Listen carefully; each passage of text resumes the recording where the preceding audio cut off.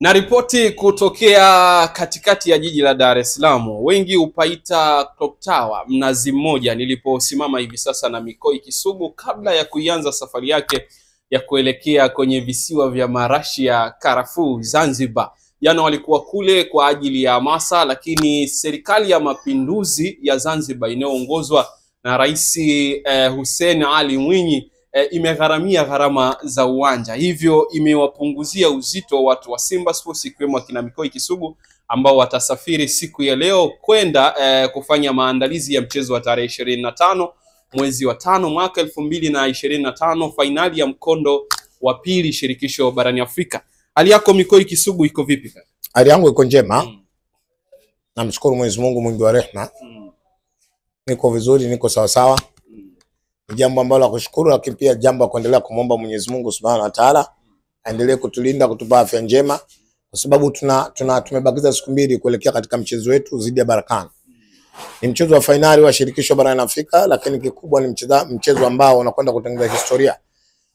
Kuna baadhi ya watu ambao wao kwa mara ya kwanza wanakwenda kushuhudia hizo fainali, lakini tuko kinasi ambao Mwenyezi Mungu alitujalia tulianza kuzaliwa katika kutangulia, tutakwenda kushuhudia ikiwa kwa mara ya pili ya fainali ya mashindano ambayo yanaandaliwa na shirikisho la soka barani Afrika. Kwa hiyo hali yangu niseme niko njema tu, niko vizuri, niko imara na niko tayari kwa mapambano. Jana ulikuwa Zanzibar.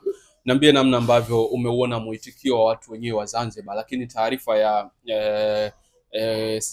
gharama kutolewa na rais wa serikali ya mapinduzi Zanzibar. Wewe kama mwana Simba Sports unapokeaje? Kwanza jana baada ya kufika Zanzibar pale bandarini nilipata faraja sana.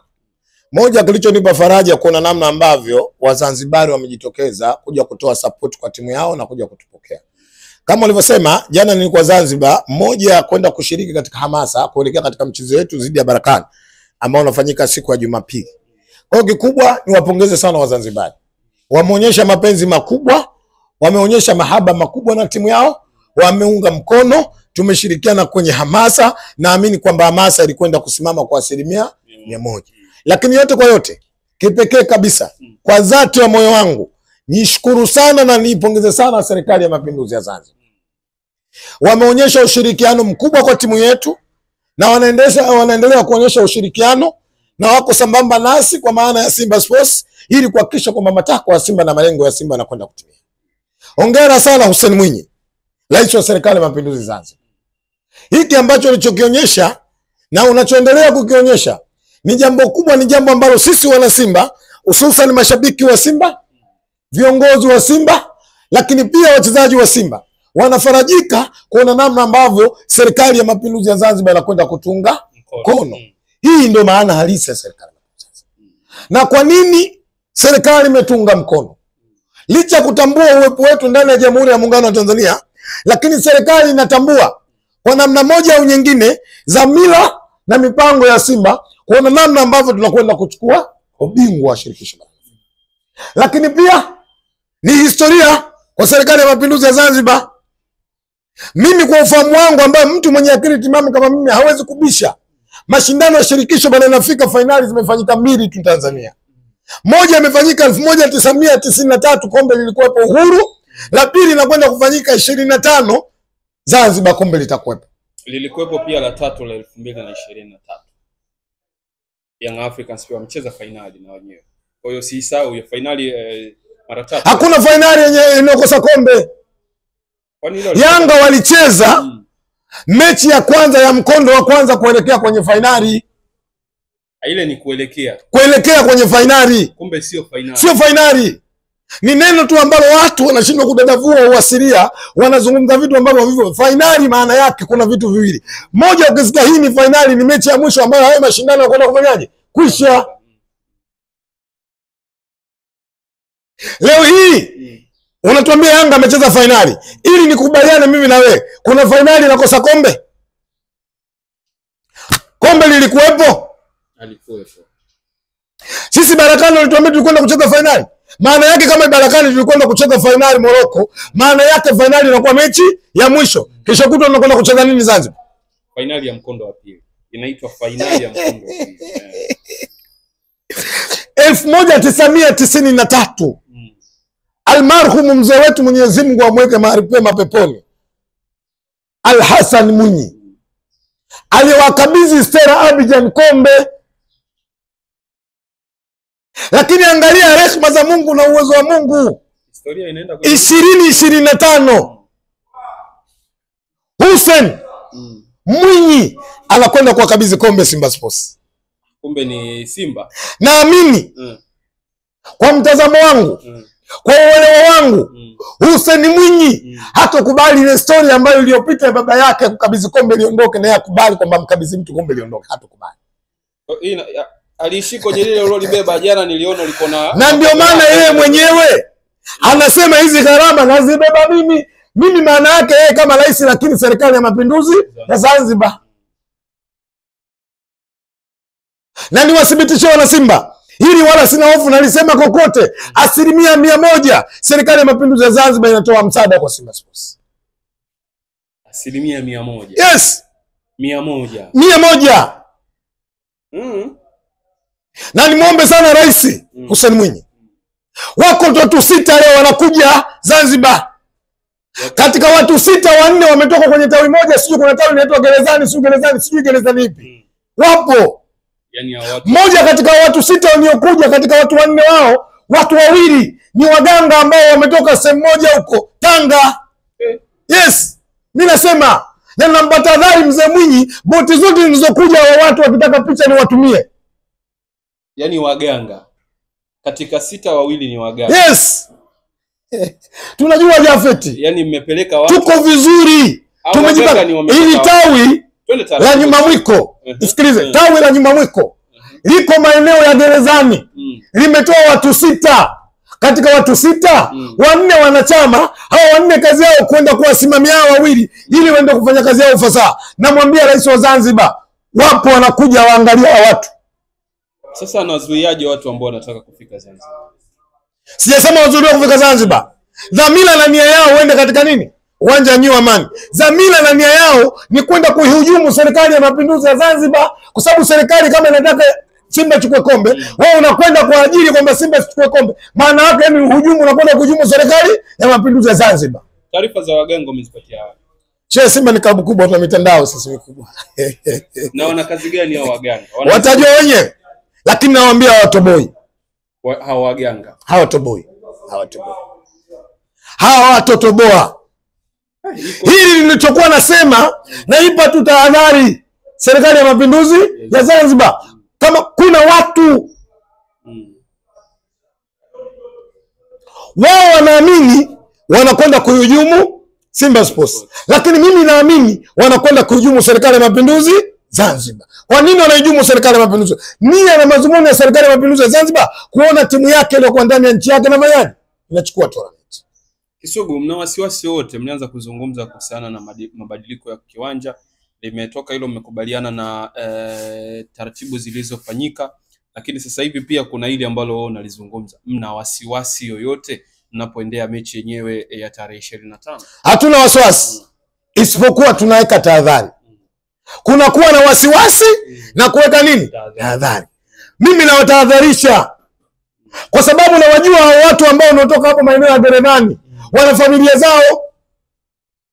Isije la kutokea wakaacha familia zao. Sasa mboga unawatisha. No, tahadhari tumenawapa. Na brother, nataka nikwambie, ipongeze sana serikali ya mapinduzi ya Zanzibar. Kuanzia pale bandarini ukishuka, kuna nini? Begi lako kama ukiweka vitu vya ajabu miti shamba, sijui midimpoli, mrutu, sijui nini. Mashine si unajua zile za kwa lapi zinaona. Alafu unaitwa njoo. Asa Kisugu, wewe kwa nini unaonyesha hali ya kutokujiamini? Interview yako iliyopita ulisema paka bado hapo, wakukalia ndimu, wakula ale sana. Tafsiri yake ni kwamba kuna hao dhamira na nia ni wapelekea kuisaidia Simba, sio kuhujumu nini Simba. Sasa wewe ushafanya mambo yako, uamini katika ulichokifanya kinaweza. Naamini nilichokifanya, na ndio maana narudia maneno yangu Jafet, nimesema mimi natoa tahadhari isije likawakuta wala kuwakuta. Nilisema na jana nilimshukuru sana Fred Masho. Moja, naamini waandishi wa habari nanyi mlikuwepo mashahidi. Aliyezungumza Fred Masho ni maneno ambayo yamenyoka hivi, mzee wangu Hassan Darani. Kwa hiyo mimi kujionea vijana mjini na kazi ya maneno tu. Unakazia. Lakini kubali usikubali Jafet. Wewe nyuma ya kamera, mulika. Hii inasemaje? Hii tunabeba. Hii tunabeba. Unaliona hilo kweli kaka? Maana kila ukiangalia deni la bao mbili na hizi mambo Jafet. Toka nianze kuipenda Simba. Toka nianze kujua Simba. Sijawahi kuona mikakati ambayo Simba wanajiandaa kwenda kana kwamba inaofanyika katika mechi dhidi ya Berkane. Hujawahi? Sijawahi kuona. Na nimeona kweli dhamira ya kweli kwamba Simba Sports wakishirikiana na serikali ya Mapinduzi ya Zanzibar, wakishirikiana na wadau wakubwa wa mpira kina Mzee Azim Deuji, Simba anakwenda kwa bingwa wa shirikisho la Afrika. Mrudia, Simba anakwenda kwa bingwa wa shirikisho barani Afrika. Na mimi nimepata ofa ndio kwenda kuchukua kombe. So unajua siku hizi mzee. Hizi hatua zako hizi kweli wewe ulipita hata mgambo kweli ndugu yangu. Jafet. Moja Simba alipokwenda kwa bingwa. Katika kisiwa cha marashi ya karafuu Zanzibar. Tunakwenda kuongeza kutangaza uchumi wa buluu Zanzibar. Kabisa. Sadaka. Tunakwenda kutangaza utalii wa Zanzibar. East Africa Zanzibar ndio pekee ina kobe na miaka 225. Yupo na anatembea mzima na afya njema Zanzibar. Na anatamba bado.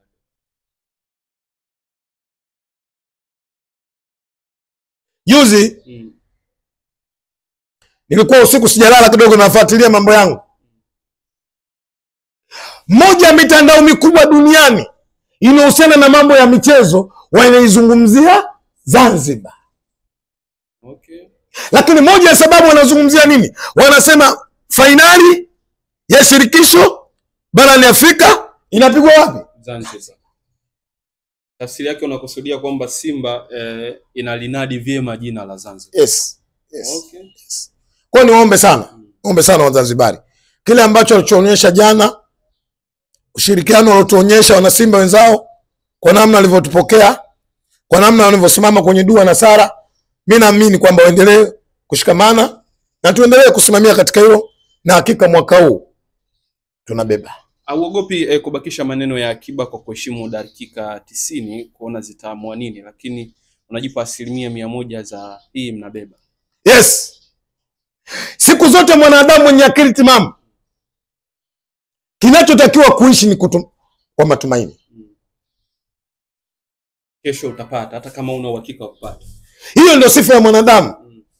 Na mwanadamu mwenye akili timamu kama mimi lazima uishi katika imani.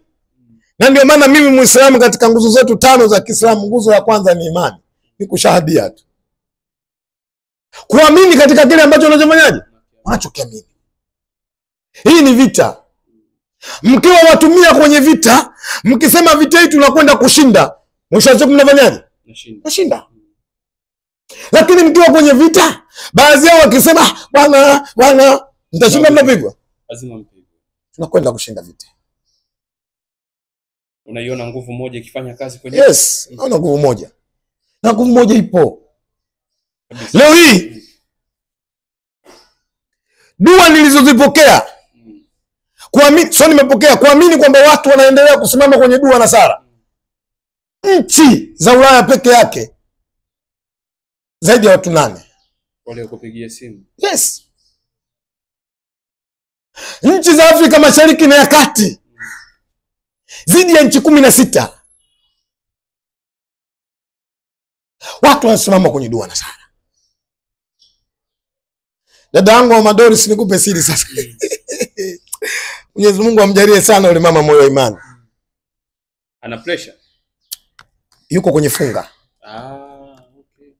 Hii kaamua afunge. Yuko kwenye funga. Yaani ibada kwa ajili ya Simba kupata matokeo mazuri. Yes. Yuko kwenye funga. Naamini leo ana siku ya 6. 6. Na amenambia mpaka Jumapili. Bado anaendelea na ibada ya funga, akaendelea kumwomba Mwenyezi Mungu katika hili. Amedhamiria. Kwa hiyo kikubwa tuendelee kushikamana.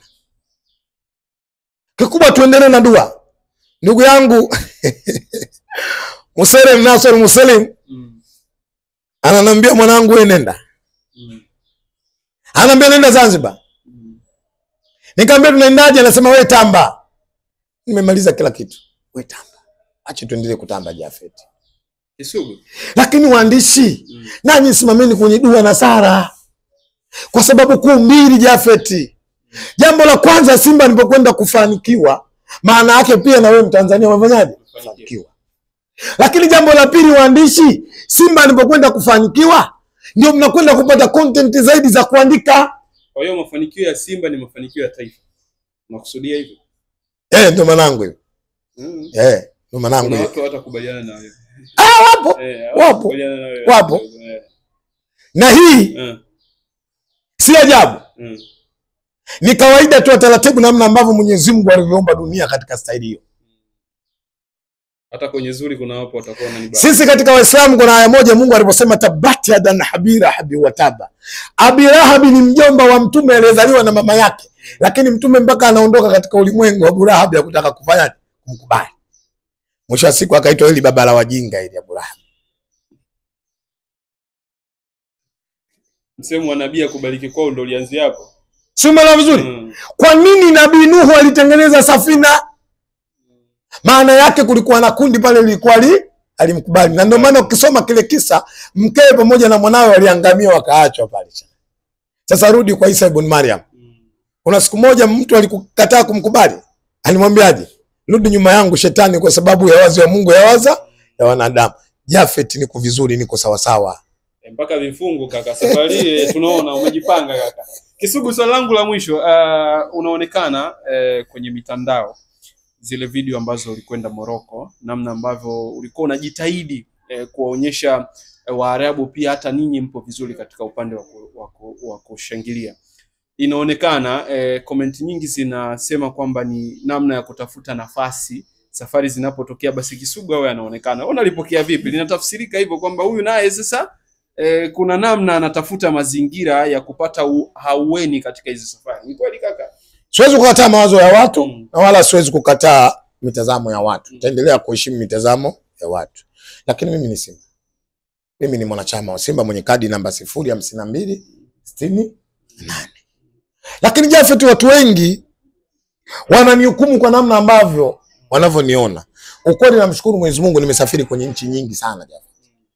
Labda ukitaka kesho kwenye interview njoo nyumbani nikuonyeshe passport yangu namna ilivyogonga mihuri. Lakini kilichokuwa kinafanyika Morocco katika ile mechi katika uwanja wa Manispaa wa Barakane, nilichokuwa mimi nakifanya ni kuanikiza kuendelea kuwapa nguvu wachezaji wetu kwa namna ambavyo kupambana na mechi jinsi ambavyo ilivyo.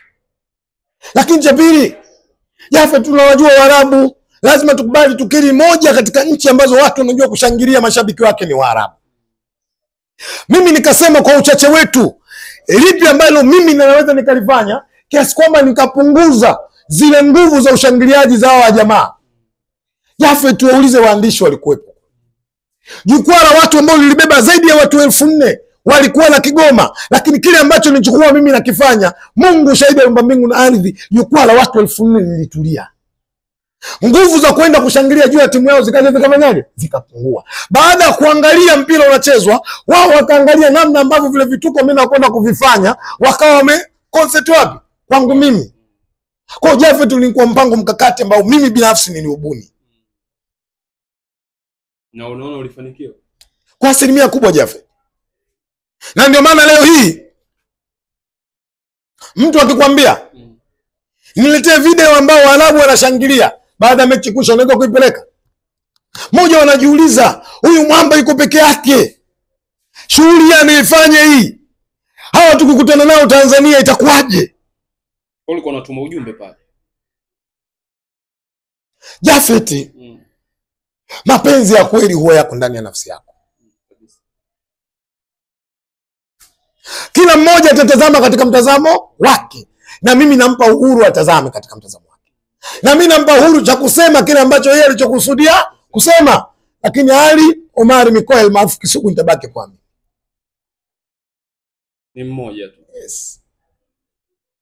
Unasafiri kwenda Zanzibar. Hebu mzungumza na Watanzania. Kwanza peleka wewe salamu bwana kwa Charles. Nizitume mimi. Peleka wewe kwa salamu kwa Charles Mbido. Bana, nimepewa jukumu bwana Chazi Mbedo. Mikoi Kisugu ana safari ya kuelekea Zanzibar, na huko pia ana hali, ana mali, lakini pia ni dhofuli hali kwenye mifuko yake. Walau kama kuna lolote jambo unaweza kumgusa kwa aina yoyote, basi salamu zikufikie. Amenipa jukumu, angeweza kusema yeye, ila kwa niaba acha ni msemee kwa namna ambavyo watu wataguswa, na sio kwake tu, isije ikawa ni kwake, kwa namna ambayo watu wanaweza wakaona ipo namna ya kusapoti wadau ambao siku zote wamekuwa na klabu yao kuipigania, kuitetea, lakini kufurahia nayo. Basi katika nyakati kama hizi muwaunge mkono kwa kile mlichobarikiwa. Kutoa ni moyo, si utajiri. Katika kila ulichonacho unaweza ukatutafuta kwa hizo namba zilizopo kwenye bumper hapo, kama ni kumgusa kwa chochote ama mawasiliano yake moja kwa moja. Ukiwasiliana sisi kwa namba zilizoko hapo chini, basi unaweza ukampata kwa urahisi sana. Wengine unawaambiaje? Moja niwaambia Jafet, tumezungumza jambo moja jema sana sana sana, nimefurahia. Slogan ya Simba nguvu moja. Nguvu moja maana yake tunashirikiana katika jambo ambalo kwa mbele yetu. Mimi najua wako wana Simba wako Dar es Salaam wanatamani kwenda Zanzibar, lakini hali ngumu za kiuchumi. Niwaombe sana watu ambao waliopewa nafasi na Mwenyezi Mungu kujaliwa riziki, akiona kuna nafasi, sio kwa Kisugu tu, akimwona mimi na haja ya kumsaidia mwana Simba mwingine yoyote ambaye atakwenda kuongeza nguvu Zanzibar, atakwenda kuongeza nyua amani Zanzibar, afanye. Leo kupitia nyinyi Win Sport anaweza akapiga simu, mimi namhitaji pasi milioni kabisa kabisa, mimi namhitaji Mzaramo, mimi namhitaji Kei, mimi namhitaji Aji, mimi namhitaji JB 64, mimi namhitaji watu wote. Ukiwahitaji, ukiona namna kwamba kuna haja na kuna nafasi ya kuwasaidia, wasaidieni. Ni kweli hao wana mapenzi na timu, lakini pia wanajitoa kwenye timu, wanajitoa kwenye timu. Kwa hiyo mimi washukuru sana, nashukuru sana wana Simba. Binafsi shukuru sana mzee wangu Mzee Omar kutoka Oman, nimekuwa mmoja wa watu ambao wananisupport. Ndugu yangu Ken kutoka Nigeria na wadau wote wananisupport, niwashukuru sana na niwapongeze sana katika hili. Kikubwa naomba dua kwa Mwenyezi Mungu aendelee kuwapa afya njema, aendelee kuwapa maisha marefu, aendelee kuwapa mioyo ya kwenda kuipigania timu yetu. Lakini kubwa tuendelee kumuomba Mwenyezi Mungu Subhanahu wa Ta'ala. Aliomba mbingu na ardhi, aliomba vinavyoonekana visivyoonekana, vinavyotembea na visivyotembea, vinavyosema na visivyosema.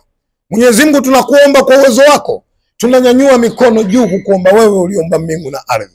Uwajalie wachezaji wa Simba, uwape nguvu, uwape afya, uwape moyo wa kupigana. Lakini Mungu kwa uwezo wako hakuna linalokushinda. Usiwape nguvu Barakane, uwazoofishe wazofu hali kana kwamba ulivyomzoofisha Firauni.